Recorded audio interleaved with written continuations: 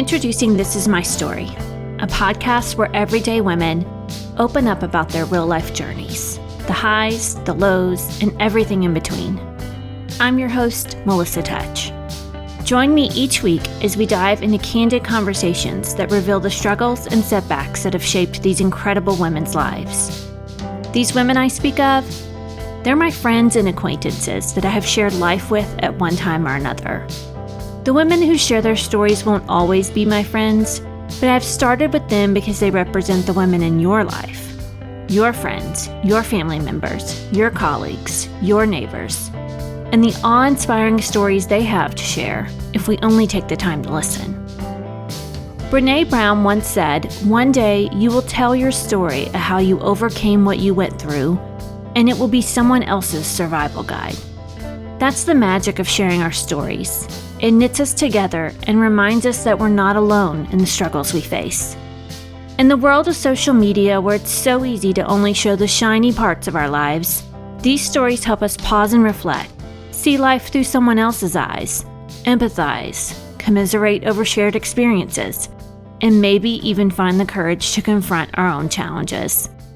Here is a sneak peek of some of the stories you'll hear in our first few episodes. ACR is like an onion, and he peels back one layer at a time when we're ready for it. And the anger was the biggest thing, right? But then became the pride and the insubordination and, why am I not okay with leaders?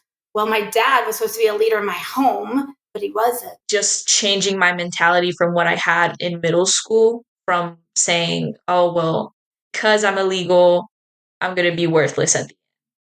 Like changing that mentality and saying, no, I'm not going to let my limitations stop me. And then I got hit by a bus and it broke my brain. And I decided to further deconstruct from there.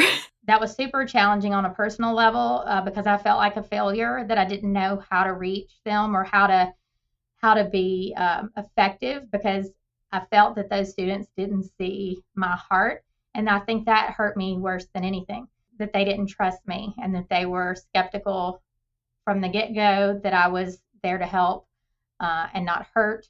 My mind was made up that I would never go back to teaching again. It was actually June of 98 is when I found out I was pregnant at the age of 17. Of course, when my parents found out, they were disappointed, devastated. There was just a lot of just shame and guilt that came along with that.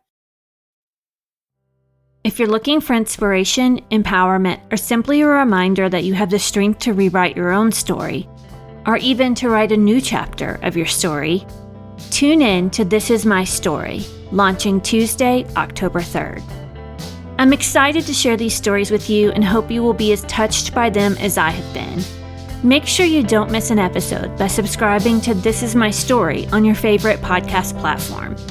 And if you don't know what that means, go to thisismystorypodcast.com and click on How to Listen for step-by-step instructions. While there, you can also find the links to our social media so you can follow us and stay updated along the way.